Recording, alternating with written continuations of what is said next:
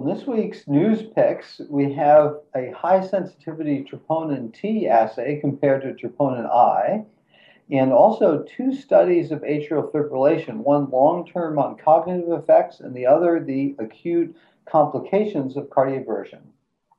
So to begin with, we have a nice study comparing three different high sensitivity troponin assays, one troponin T and two different manufacturers troponin I, and then the standard troponin T. And not surprisingly, the high sensitivity assays were detected more patients with evidence of necrosis and were better performers for predicting mortality.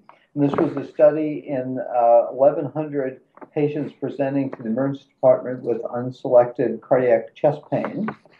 And they found that the high sensitivity troponin T ended up having a better receiver operated curve with an area under the curve of 0.78 as compared with 0.70, 0.71 for the high sensitivity troponin I.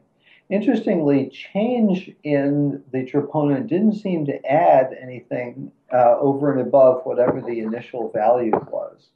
And so a very nice study showing that high sensitivity troponin T, ideally, or I, can play a key role in identifying mortality risk in the emergency department. Next up, we have a study that looked at silent cerebral ischemia measured by many different detailed assessments done in 180 patients with atrial fibrillation, half of it persistent, half of it paroxysmal, and an additional 90 controls.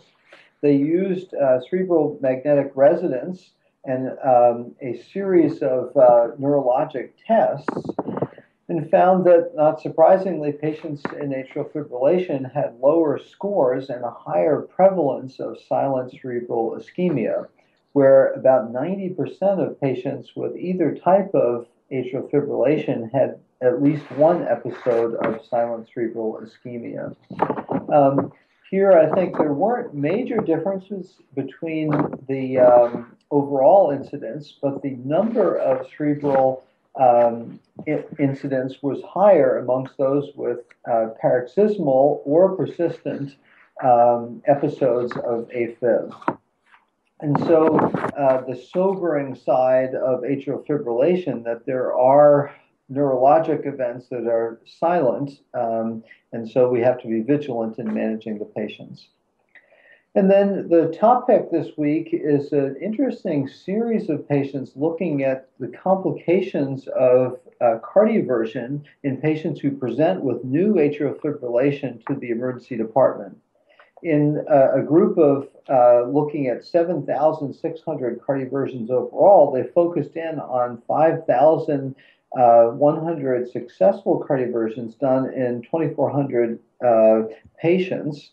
In those who had presented early and thus didn't have periprocedural anticoagulation, so trying to do the cardioversion before, in theory, one would need anticoagulation. But they found that the incidence ranged from 0.2 to as high as 10% of developing a stroke in the next 30 days, with heart failure and diabetes being two risk factors. Also, age and female gender contributed, so that the lowest risk were in young patients without heart failure, but the diabetics with heart failure were those who had a 10% risk of complication. And so they call attention to these high-risk groups, suggesting they may be appropriate for anticoagulation, even in that acute cardioversion setting. So for CardioSource, I'm Chris Cannon.